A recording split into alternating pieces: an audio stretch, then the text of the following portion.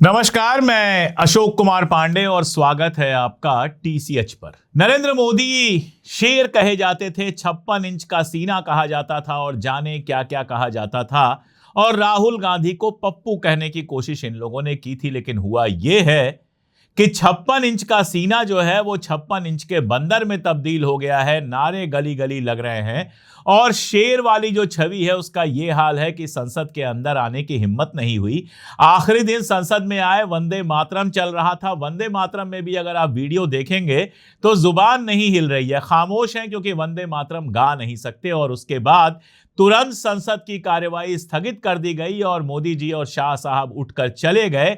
यह साबित हो गया कि जो गुब्बारे में हवा भरी गई थी, जो राहुल गांधी बार बार कहते हैं बड़ा बनाया गया था, वो सारा कुछ पिछले कुछ दिनों में खत्म हो गया। और इसमें सबसे बड़ा रोल अगर किसी ने निभाया तो जिसको आजकल कहा जा रहा है जनरेशन जी, यानी जेन जी जिसको कहा जा रहा था, सबसे बड़ी भूमिका उन्होंने निभाई। हमारे जमाने में युवा कहते थे और नारा लगता था, जिस ओर जवानी चलती है उस ओर जमाना चलता है। उसी नारे को दोबारा हमने देखा। जंतर मंतर से जो आंदोलन शुरू हुआ वो नरेंद्र मोदी का जो पूरा का पूरा एक ऑरा बना हुआ था उसको उतार कर चला गया।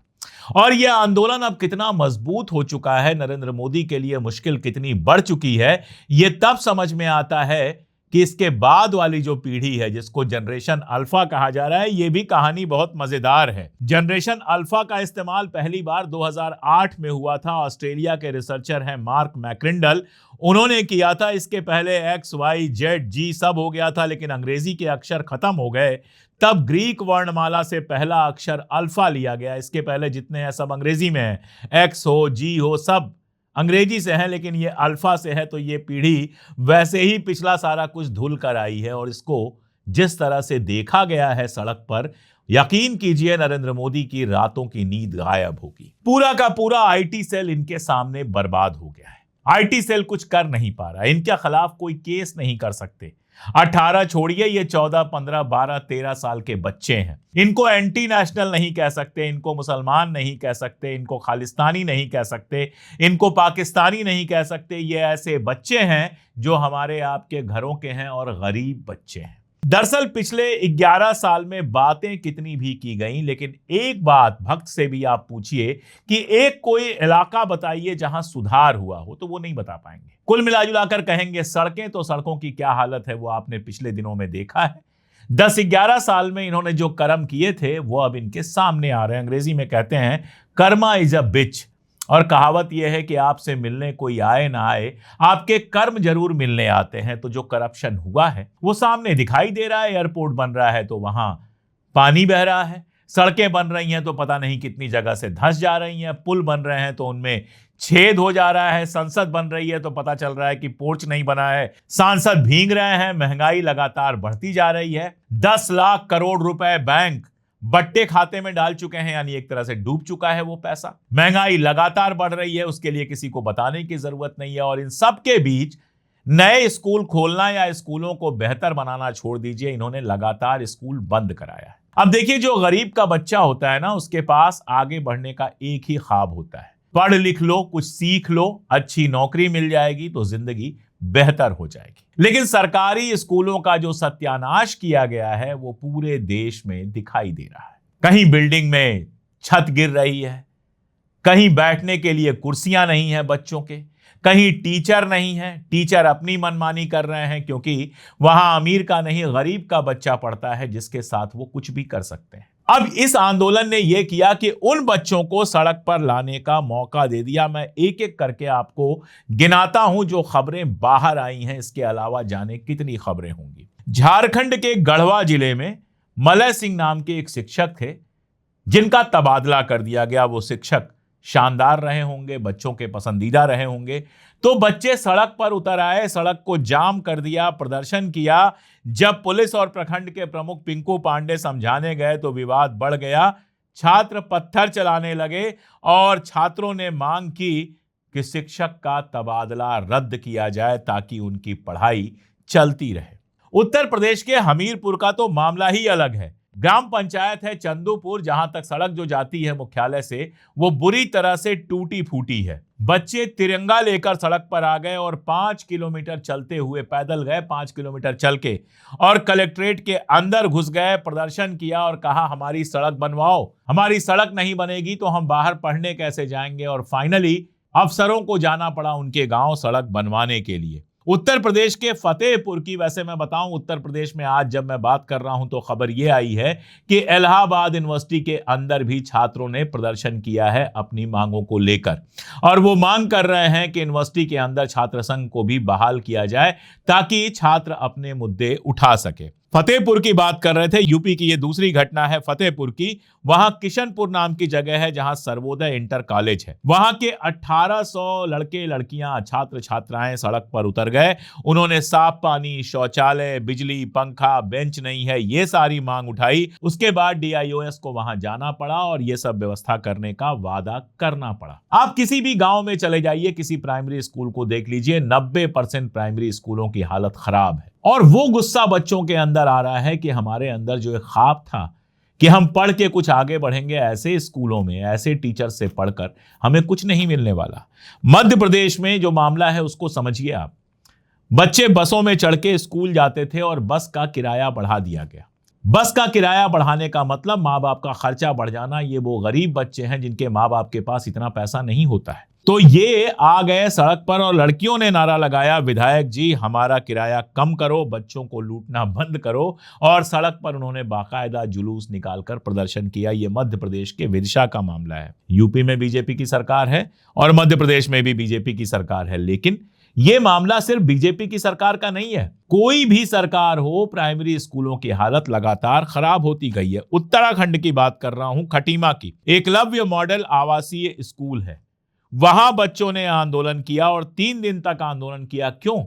क्योंकि खाना बहुत खराब मिल रहा था, राशन जो है वो एक्सपायरी डेट का आ रहा था, और पीने का पानी, बिजली और सफाई जैसी बुनियादी सुविधाएं वहां पर नहीं थी। बच्चों के आंदोलन का यह असर पड़ा है कि प्रिंसिपल साहब को हटा दिया गया है, जांच के निर्देश दिए गए हैं। बिहार के गया में अगर आप आएंगे तो टिकारी में एक मिडिल स्कूल है जहां जन अल्फा के बच्चों ने स्कूल में बुनियादी सुविधाओं की मांग के लिए जिस तरह से प्रदर्शन किया है वो कमाल है। बच्चे नारे लगाने लगे मिड डे मील को लेकर, टूटी बेंच को लेकर और पानी की समस्या को लेकर। बात करते हैं मिड डे मील पर। यूपी में मिड डे मील की ऐसी ऐसी तस्वीरें आई हैं। सब्जी की जगह ऐसा लग रहा है कि रंगीन पानी है जिसमें एक आध आलू के कतरे पड़े हैं। चावल केवल दिया जा रहा है नमक से खाने के लिए, कहीं पूड़ियां दी जा रही हैं नमक से खाने के लिए। 6 रुपए 19 पैसे बच्चों के लिए दिए जाते हैं एक बच्चे को खाने पर।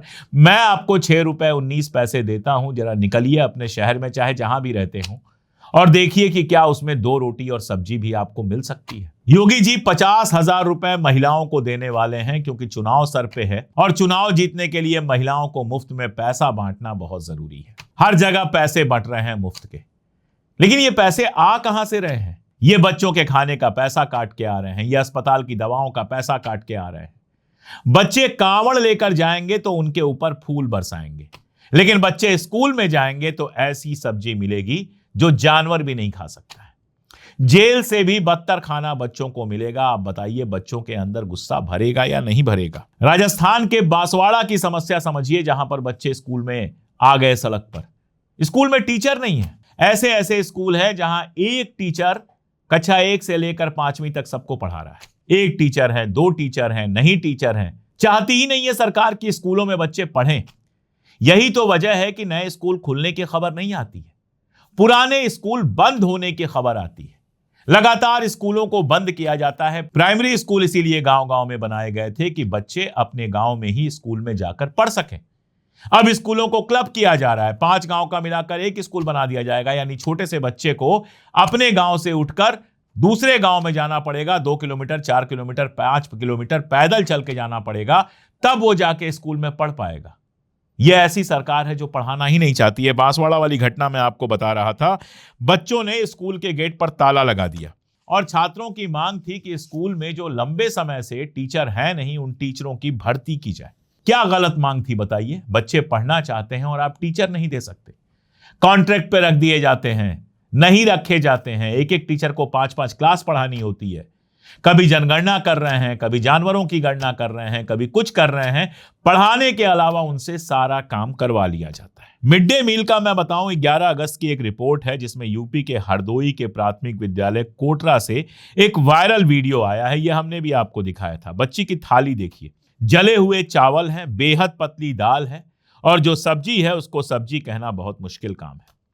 जिस दिन तहरी दी जाती है, चावल में सोयाबीन तक नहीं होता है। एमपी की कहानी है। मैहर जिले की काकरा आंगनवाड़ी केंद्र का वीडियो चर्चा में है, जिसमें बच्चे को सिर्फ पूड़ी और नमक परोसा जा रहा है।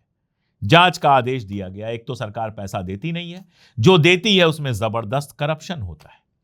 ऐसे ही सीतापुर जिले में महमूदाबाद के स्कूल के मिड डे मील का मामला है। 2 वीडियो वायरल हैं, जिसमें ग्राम प्रधान का जो बेटा है वो स्कूल के रसोइये से खाने की क्वालिटी को लेकर बहस कर रहा है और दूसरे वीडियो में जो खाना दिख रहा है उसको देखिए, बर्तन में रंगीन पानी और केवल आलू के 1-8 टुकड़े दिखाई दे रहे हैं। मैंने कहा कि ऐसा खाना तो जानवर भी ना खाए, ऐसा खाना तो जेल में भी नहीं दिया जा रहा है। और इसकी वजह यह हुई है कि चाइना में बच्चों की हाइट बढ़ रही है, हमारे यहां बच्चों की हाइट घट रही है।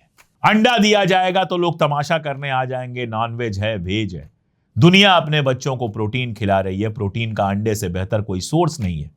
इस खाने से कौन सा प्रोटीन मिलेगा? ये जो दाल आप देख रहे हैं, ये जो सब्जी कथित रूप से आप देख रहे हैं, इससे बच्चे को कौन सा प्रोटीन मिल जाएगा? पूड़ी और नमक खाने वाले बच्चे को कौन सा प्रोटीन, कौन सा आयरन, कौन सा विटामिन मिल जाएगा? आप बताइए। ये पूरी योजना इसलिए लाई गई थी कि गरीब का बच्चा स्कूल में जाए तो उसको अच्छा खाना मिल जाए, कम से कम एक टाइम अच्छा खाना उसको मिल जाए और खाने के बहाने वो पढ़ाई भी करे। लेकिन ऐसा खाना तो मैं क्या कहूं, जानवर को भी नहीं मिलना चाहिए, जो हम अपने नौनिहालों को खिला रहे हैं, जो कल देश का भविष्य बनेंगे। हालत यह है कि जो पत्रकार इसको रिपोर्ट कर दे उसको जेल हो जाती है। यूपी का पवन जायसवाल जो पत्रकार थे 2019 के, उसका केस है। उन्होंने प्राथमिक स्कूलों में वीडियो बनाई थी कि बच्चों को सिर्फ नमक रोटी दिया जा रहा है।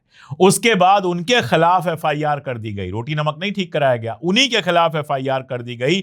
आपराधिक षड्यंत्र, सरकारी काम में बाधा, झूठे सबूत, धोखाधड़ी वगैरह वगैरह।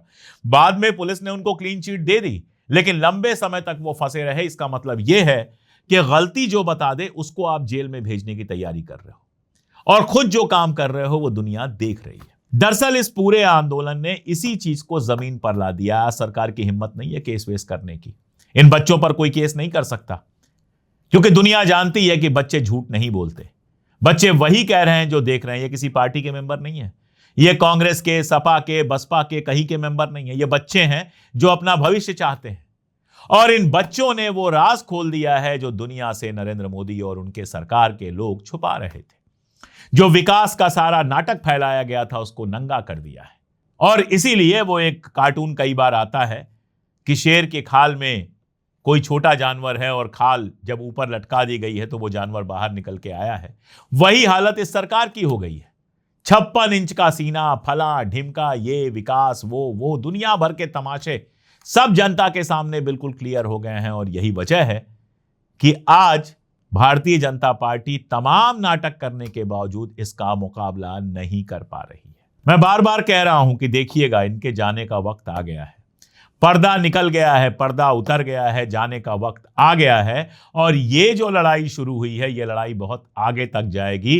जनता के समझ में आ गया है कि डेमोक्रेसी उसको विरोध करने का अधिकार देती है और शांतिपूर्ण विरोध करके अपना हक पाया जा सकता है। और जनता को समझ में आ गया है कि हिंदू मुस्लिम का सारा नाटक इसी को दबाने के लिए है। ये जो भद्दी तस्वीर दिखाई देती है, इसको दबाने के लिए। लेकिन वो तस्वीर कहीं आसमान से तो आई नहीं है।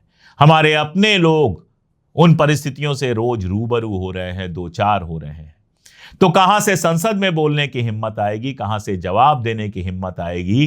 रील बनाकर तिनकों से तूफान को टाला नहीं जा सकता है। तूफान आ चुका है, जनता धीरे धीरे जग रही है और ये नरेंद्र मोदी और उनकी सरकार के लिए बहुत बुरी खबर है, लेकिन लोकतंत्र के लिए वाकई बहुत अच्छी खबर है। आपको क्या लगता है? कमेंट में जरूर बताइएगा। आज के लिए इतना ही, बहुत शुक्रिया।